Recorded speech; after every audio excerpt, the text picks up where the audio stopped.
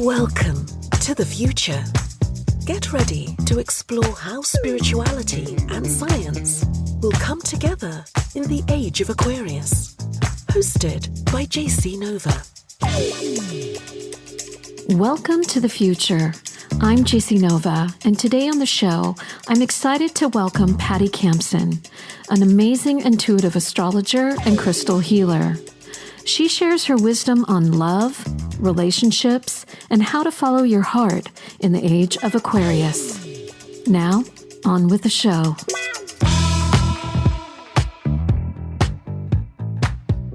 Welcome to the show, Patty. Hi, Jacy. Thanks for having me. I'm going to dive right in. When did you first discover astrology? So astrology has always been in my world as a little girl growing up in the 60s and 70s. Astrology was kind of conversations that people had in my family. So it was always kind of there. So I knew astrology, just the topical stuff. But then when I was married and my now ex-husband had a huge event happen in his life, and always being intuitive, I kind of really opened up to astrology because I felt like it was more tangible and gave me validation for the intuitive information that I was receiving. So I would say in the early 90s, mid to late 90s is when I really started seriously studying astrology.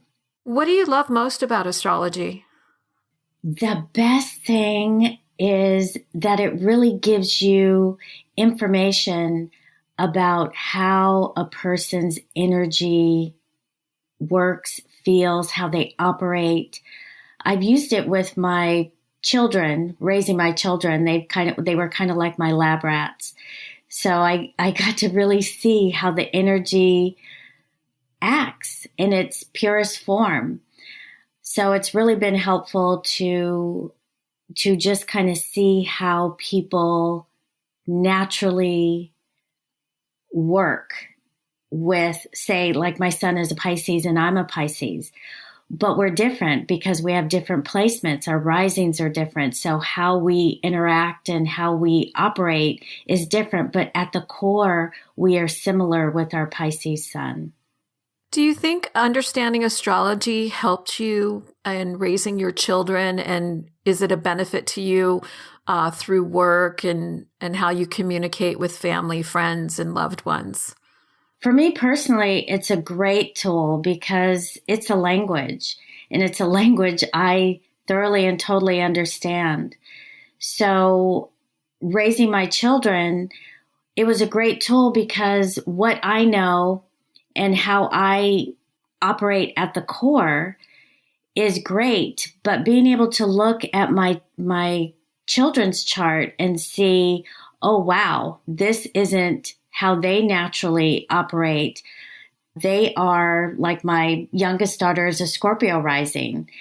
That is a very strong, powerful energy. So I had to get strong and powerful and pull from other things in my chart to be able to fertilize her, to be able to be the best Scorpio rising energy that she can be. So that was truly helpful during the time I was raising my children. And coworkers and friends and family, it gave me an understanding to know when to go in and be assertive and know when to understand that this is who they are. I just need to be able to understand and have grace, give forgiveness, and not take it on as my own, as there's a problem with me if they react or respond in a certain way that's not in my favor. Instead of taking it in internally and basing all my decisions moving forward on that, I can look at the astrology of it, look at the cycles and patterns that they're in, look at their sign or what's happening, which allows me to move through situations, I would say, with a little more ease. It's never simple or easy or I don't have problems, but at least I have a tool to use to help me navigate with a better filter. Do you think astrology is an art or a science? I think it's both. It's definitely a science because we're using mathematical degrees and we're using all kinds of sacred geometry to look at aspects in a chart. And then it's an art because you're working with the universe. You're seeing how things are manifesting or connecting, but then you have to use your artistic, intuitive brain to kind of read the energy that's happening. Because when you're co-creating with the universe, it's miracles happen. Things that are unexpected or expected are happening. So it's a science and an art from my point of view. What do you think is the biggest misconception about astrology? There's so many, right? The biggest one is that there's only 12 signs. So how can you just say that every Pisces is a certain way? And when you're dealing with a professional astrologer and looking at astrology chart, you know that there's every sign and every planet in a chart. Every sign has 30 degrees. Everything is constantly moving. A chart is dynamic. So there's all kinds of movement. So even with twins, there are degrees in every sign. There's 360 degrees in a circle. So it's like people can activate different aspects of that same sign. And then put on top of it, you have 12 signs. Multiply that by 360. So yes, it is complex. It is deep. It has a lot of information. So I think that's the biggest misconception. Why do you think people feel so connected to certain zodiac signs and then they also have an instant dislike, say, for certain zodiac signs? I have a friend who she's like, has this love-hate relationship with Virgos, or maybe she only dates Leos. I'm just curious about that. I know, isn't that funny? So there is a rhyme or reason to that. And just like I said earlier, we have every sign and every planet in our chart, and it's a matter of how it is placed is kind of where people fall in your chart. It's kind of hard to say this not having a visual, but just think of a pie with 12 slices, and those 12 slices are the zodiac signs. And in those 12 slices are different planets depending on the day that you were born. So I know I have literally 4 friends with the same birthday, and it ends up in that degree ends up being at the very top of my chart. So my most public area of my chart. So I attract people, those people, and I seem to really connect with them. And then sometimes for people that you don't like, it may be, for me personally, I have really seen that the people who connect with my South Node, which is a past life or a very strong karmic connection from a past energy, I have a hard time with. Those people that connect at that area of my chart, I have a hard time with. So yes, people in general have certain areas of their chart that they're either working on or that it's a place of reward, like say at the top of my chart where I get to meet with these people or connect with these people that are easier for me, or people in your life like you, Jacy, that may have a hard time with certain aspects in your chart. And it's a certain degree. Do you think that the person that you have the most challenges with, or the zodiac signs you have the most challenges with, are the ones that provide the most growth for you? Yes, in a real bad way. No, I'm kidding.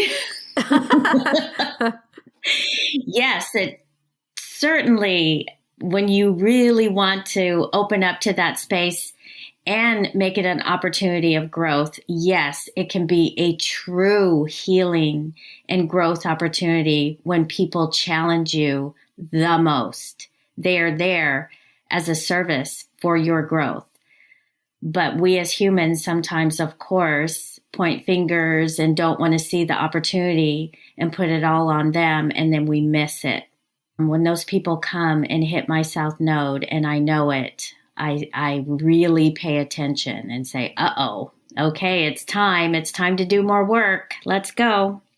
So we have an upcoming solar eclipse on December 4th. What is that going to mean for us spiritually? So anytime there are eclipses, it's a real time for shifts and change. And eclipse cycles happen in a 9-year pattern, a 9-year and a 19-year pattern. So when you come up to, like, we're ending this Sagittarius Gemini cycle, and the last time it happened was in 2002, 2003, you look at those patterns and see the growth, you see the change. So what we're going through right now, with this being the last eclipse of 2021, as well as the last eclipse in this cycle, in Gemini Sagittarius, it's about information and truth. So we have definitely been feeling that longer than these last 18 months. But a Gemini Sag eclipse cycle is about information and how we process it and how it comes out and the truth of it. The Sagittarius is about truth and justice and spirituality and philosophy and diversity. So all those things have been triggered during this cycle. So with a solar eclipse, that's a new moon, and it's a total solar eclipse. So it's even that much more powerful. So what is your truth? What is the truth that you want to move forward with on Friday or Saturday, depending on the area of the world you're in? That's what is being triggered. That's what's being opened up for us to look at with this solar eclipse. What can we expect in the next major astrological moment from a social perspective? I know today Germany announced that lockdowns for unvaccinated people following Austria's recent announcement a couple weeks ago. It feels like the energy is continuing to shift. And do you feel like we'll ever return to pre-COVID days, or can you give listeners kind of a glimpse into what to expect for 2022? I don't think we will ever go back to pre-COVID days, similar to 9/11, when all of that changed for us with travel and trusting what the world has out there. We are ending an aspect that started in 2020. It involved Saturn and the planet Uranus. They have been at odds since 2020. And Saturn is about the old guard and Uranus is about the new guard. And they have been battling. And so that battle is going to end in January. It's going to be really intense. They're going to have their exact connection at the end of December, but we're going to feel it into January. So 2022, there's some huge other aspects happening. One being that Pluto will have its Pluto return for the United States chart, which is huge. And then we're going to be completing the Saturn-Uranus connection with the old and the new. And the Age of Aquarius, ushering in this Age of Aquarius energy. So there's a lot of layers happening as we move into 2022. And it's really about destroying what was to be able to rebuild what we are moving forward into. So anytime that we're in a moment in history of utter and complete change, mindsets, social mindsets, money mindsets, economy, food, all of it, technology is in complete and total change. It's like, even when I'm saying it, I'm seeing all of this stuff like somebody just picked up in the sandbox and took all of the sand and just threw it up in the air. And it's for us to figure out, oh my gosh, what are we doing? What are we doing with our food consumption and growth and all of that? What are we doing with our technology? How is it affecting us psychologically? All that stuff is happening right here, right now. And it's like a storm, and we're all trying to make sense of it. 2022 is almost like the climax. All of 2022 is going to be the climax of everything that's led up to right here, right now. And I don't think it's going to be real easy. The ending point, there is no end, but the ending point to this story is going to unfold into 2024. So we have a 2-year period to kind of come to a place of, oh, this is where we're going to start to build. This is the foundation that we're going to build on. Right now, there's so much confusion and hate in the world. How can we build on anything? There's so much polarity. We're in a time of having all this stuff up for grabs. And in this process between 2022 to 24, we're going to start to organize and start releasing and removing things to start creating our quote unquote new world. How will the Age of Aquarius change global consciousness? I think we're expanding. Scientifically, we are truly looking into how limited we have made ourselves. We are truly learning how huge and grand consciousness truly is. And that, us being in this third dimension, we are starting to really know that the other dimensions are right here, right now, and that we are so much more than we ever thought. There is so much to explore, and the Age of Aquarius is going to give us the information to be able to explore it even deeper. You write that Aquarius energy is always ahead of the pack. What does that mean for us? And for all the different zodiac signs? I think a lot of people are saying, is Age of Aquarius affect different zodiac signs differently? Or there's Age of Aquarius affecting us on a global consciousness level, and then it's brought down to how it affects us on a daily basis with our circle of loved ones, family, friends, work, and things like that? Yes. When people say, what's the best signs I get along with? Instead of saying for me that you don't get along with Pisces and Aquarius or Pisces and Sagittarius because they're fire and water, I say it's more of a working relationship. You have to be more conscious and put more effort into making the relationships work. Because we all know people who have different signs that we can say that they don't get along, but obviously they do. They get along, but you have to consciously work at it. It's not just an easy breezy relationship. It's something that you have to put effort in. As we're moving into the Age of Aquarius, Aquarius is about the unknown, the future. It's about technology. It's about opening up to things that we're not comfortable with. It's about opening up to things that are outside of our realm of knowing and allowing that to come in. It's Aquarius, I call it hummingbird energy. It's just high frequency energy that vibrates to the outer realms of our comfort, which allows us to grow and change and move into that. And we're seeing that right here, right now. Technology is exponentially expanding and growing. It's amazing the technology that we're moving into. What are some of the positive changes we can expect, and what challenges will we face in the Age of Aquarius? There's so many positives.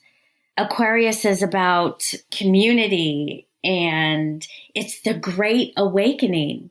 It's about technology. It's about space travel, new advances. It's about leveling up or shifting our justice system and medical advances and innovations. It's going to be a wonderful time. But with that, Aquarius is also a fixed sign. And a fixed sign sometimes doesn't like to see the gray. And Aquarius can sometimes be very fixated on certain situations or areas. That may be where the struggle lies, with not getting fixed on certain things, but being able to still be flexible and movable and changeable. So, should we expect the unexpected during the Age of Aquarius? I know that some people are very optimistic and looking forward to it. I'm one of those individuals. However, of course, with any changes, there's always going to be challenges, and I'm just curious what your perspective is. For sure. We should always expect the unexpected with Aquarian energy. It's a beautiful thing. It's going to be what it's going to be. It's going to be expansive. It's going to be uncomfortable. We're going to see things that we thought we would never see in terms of science and the quote unquote aliens, or what I like to call multidimensional beings.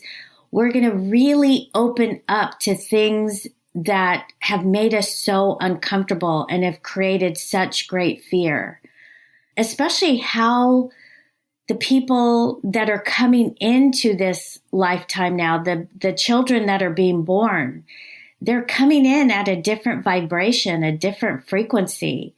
They have different energy. Where that comes from, I don't know. But we are evolving as humanity.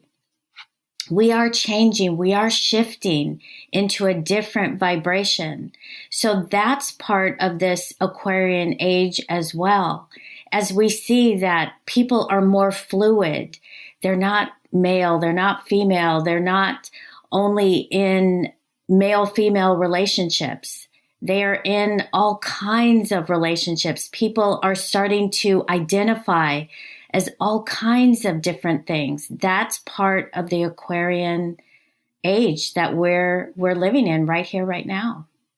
Due to the pandemic, a lot of our work and how we study has changed quite a bit. Most people during the pandemic worked remote, unless you were a frontline worker.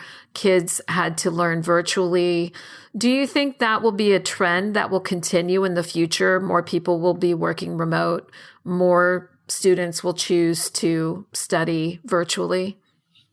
Fortunately or unfortunately, I think so. I mean, we do have those that have to get out and work every day. And we appreciate that because we need our people who pick up the trash and deliver mail and work at the grocery store, and our doctors and nurses. All of those people have to go in and do their daily work.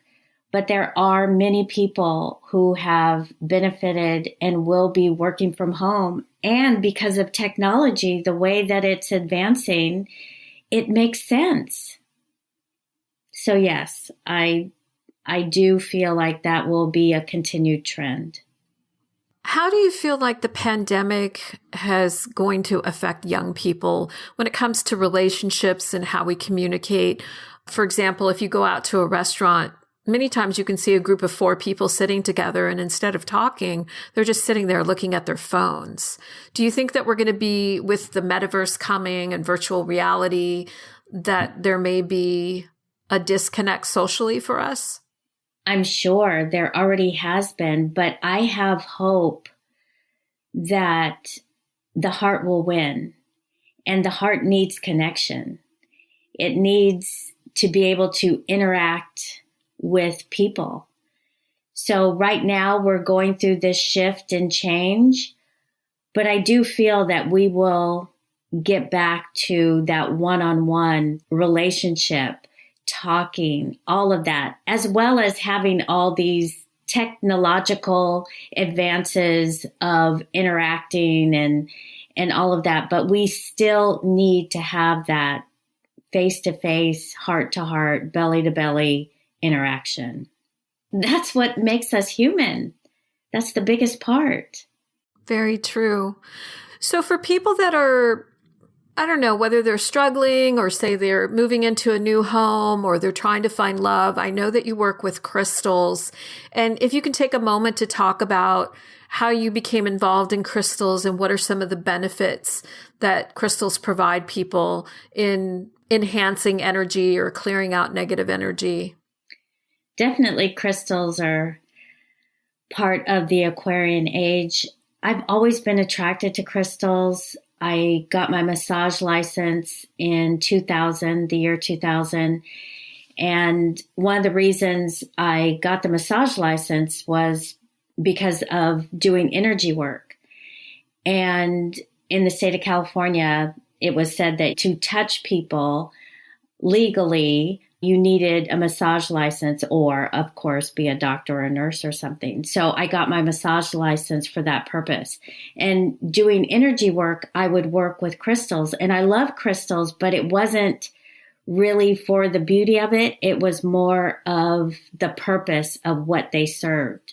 So I always used them. But during the pandemic, I was surrounded. I just got attracted to them and I just kept buying them.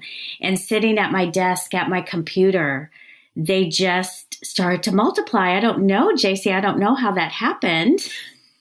Well, maybe I kept buying them, but I just was in the space of these crystals and my energy just shifted in a really good way. And then I just started arranging them and seeing the beauty in them.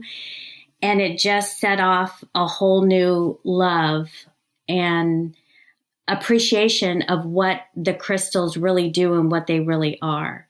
So crystals are not only beautiful and magical, the energy that they have really makes a difference. It is scientifically proven. Crystals are used in all kinds of things, from watches to computers to computer chips, all kinds of things. And they are energy conductors. And so when you look at it that way, they're energy conductors for us as well. When we know that everything is energy, you and I are energy, and we vibrate at a certain frequency as well as crystals, when you put them in the same room, meaning yourself and crystals, you start to vibrate at a similar frequency. So if you have crystals that are about love and healing, that's what your vibration, your frequency is going to naturally want to connect with. So that's what crystals are for me, and that's what crystals can be for everyone when and if they're open to it. What's the best crystal if someone is trying to find love? What is one of the crystals people should purchase? The best crystal, of course, is rose quartz for love. It connects with your heart chakra. It's about love and compassion and healing the heart. Rhodochrosite, rhodonite, those are also great crystals for love. Pairing them with a clear quartz, because clear quartz amplifies energy. Putting the rose quartz or rhodonite or rhodochrosite together with that clear quartz really amplifies that love energy. So that's a great little combination right there. What about if someone has just recently purchased a home or they're moving? What are the best crystals to clear out negative energy or to clear out old energy and invite new opportunities into a person's life? So going to a new space, the best two crystals that I suggest is black tourmaline, which is about grounding, protection, and releasing negative energy, and pairing it with the clear quartz that amplifies that energy and creates clarity and grounding. Those two crystals in your home, near your front door, near your back door, and in your bedrooms are a great source of protection, clarity, and grounding. So everybody's always excited towards the end of the year. We have our New Year's resolutions, and everybody looks forward to astrology predictions for 2022. Are there any astrology predictions that you would like to share with us or give us the inside scoop on what we can expect? So I don't have any exact predictions. What I do know for sure is that 2022, we're having the Pluto return with Pluto is going to the exact position it was when the United States came to being in 1776 on July 4th. And so when that happens, which it's never happened ever, because this is the first time. The last time Pluto was in this area was in the 1700s. So now it's going to be there again on February 20th, 2022. And that's in a couple of months. So when you have an exact aspect, especially with the planet Pluto, Pluto is the planet of transformation, destruction. It's the planet that wants to change from the ground up and really get to the core of what is good and what is bad and what is everything in between.